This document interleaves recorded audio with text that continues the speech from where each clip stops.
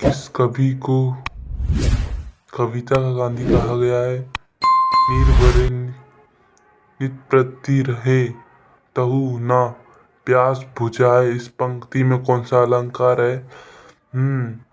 आपको देखते जाइए और टिक लगाते जाना। अमृत राय किस प्रसिद्ध गद्य के पुत्र अमृत राय किस प्रसिद्ध गद्य लेखक के पुत्र हैं? निम्नलिखित में से विज्ञान संबंधित तकनीकी शब्द कौन से हैं? क्लियर कीजिए भाई बच्चों। सीधे सीधे बरसात से पानी मिलने वाला कौन सा पानी कहलाता है? भारत में पहला छापने वाला अखबार। तो तीसरे में आप सभी को सही उत्तर लिखना है ब वाला कवि। कवि आपको लिखना है तीसरे का सही उत्तर। चौथा आपका दिया है अर्थ के आधार पर वाक्य के प्रकार होते हैं। भाई सब अर्थ के आधार पर, किसके? अर्थ के आधार पर वाक्य के कितने प्रकार होते हैं? तो चौथे में आप सभी को सही उत्तर लिखना है द वाला 8। अर्थ के आधार पर वाक्य के 8 प्रकार होते हैं और रचना के आधार पर वाक्य के 3 प्रकार होते हैं। ठीक है। और चौथा आपका दिया है यह दरखास्तों के साय में धूप में अलंकार है। यह दरखास्तों के साय में धूप में अलंकार कौन सा है? तो पांचवें में आप सभी को सही उत्तर लिखना है अ वाला विरोधाभास अलंकार। कौन सा विरोधाभास अलंकार है? छठा आपका दिया है भरत मुनि द्वारा रचित ग्रंथ का नाम क्या है? भरत मुनि द्वारा रचित ग्रंथ का नाम क्या है? तो छठे में आप सभी को सही उत्तर लिखना होगा अ वाला नाट्य शास्त्र। अब आप सभी प्रिय छात्रों दूसरा प्रश्न देख लीजिएगा जिसमें रिक्त स्थान में सही विकल्प चुनकर आपको लिखना है, जो आपकी परीक्षा में 6 नंबर के पूछे जाने वाले हैं। पहला आपका दिया है साये में धूप दुष्यंत कुमार का काव्य संग्रह है। तो पहले में आप सभी को सही उत्तर यहां पर लिखना होगा गजल संग्रह। गजल संग्रह आपको लिखना है पहले का सही उत्तर।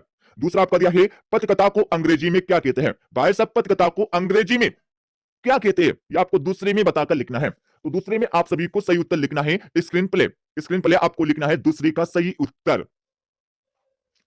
तीसरा आपका दिया है रस के अंग होते हैं। भाई साहब रस के कितने अंग होते हैं ये आपको बता के लिखना है। तो तीसरे में आप सभी को सही उत्तर यहां पर लिखना है 4। रस के 4 अंग होते हैं। कौन कौन से होते हैं? स्थायी भाव, विभाव, अनुभाव, संचारी भाव। ठीक है। तो रस के 4 अंग माने गए हैं। चौथा आपका दिया है विधायी संभाषण व्यंग्य किस पर लिखी गई रचना है? तो चौथे में आप सभी को सही उत्तर लिखना है लॉर्ड कर्जन। लॉर्ड कर्जन आपको लिखना है चौथे का सही उत्तर। पांचवा आपका दिया है किस काल को हिंदी निबंध का सुनकाल माना जाता है? तो पांचवें में आप सभी को सही उत्तर लिखना है प्रसाद युग। प्रसाद युग आपको लिखना है पांचवी का करेक्ट आंसर। छठा आपका दिया है संचारी भावों की संख्या है। भाई सब संचारी भावों की संख्या कितनी मानी गई है? तो छठी में आप सभी को सही उत्तर लिखना है 33। 33 आपको छठी का सही उत्तर लिखना है। अब आप सभी प्रिय छात्रों यहां से तीसरा प्रश्न देख लीजिएगा जिसमें सही जोड़ियां बनाकर आपको लिखना है, जो आपकी परीक्षा में 7 नंबर की पूछे जाने वाले हैं।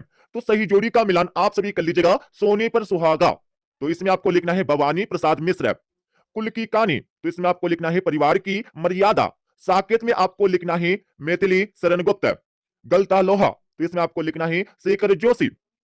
कृष्णचंद्र में आपको लिखना होगा कागज की नाव। विलायत खान में आपको लिखना है सितार वादक। सरकारी कामकाज की भाषा में आपको लिखना है राजभाषा। तो इस प्रकार से सही जोड़ी का मिलान हो जाएगा। अब आप सभी प्रिय छात्रों यहां से चौथा प्रश्न देख लीजिएगा जिसमें एक शब्द या एक वाक्य में उत्तर आपको बताना है, लिखना है, जो आपकी परीक्षा में 7 नंबर के पूछे जाने वाले हैं। तो पहला आपका दिया है छायावाद के प्रवर्तक का नाम आपको बताना है। तो पहले में आपको लिखना होगा, पहले का उत्तर आप सभी लिख लीजिएगा जयशंकर प्रसाद। जय शंकर प्रसाद आपको लिखना है पहले का सही उत्तर, क्योंकि छायावाद के प्रवर्तक जयशंकर प्रसाद जी हैं। दूसरा आपका दिया है मुहावरा किस भाषा का शब्द है? भाई साहब मुहावरा किस भाषा का शब्द है ये आपको दूसरे में बताकर लिखना है। तो दूसरे में आपको लिखना है अरबी। अरबी भाषा। ठीक है, अरबी भाषा आपको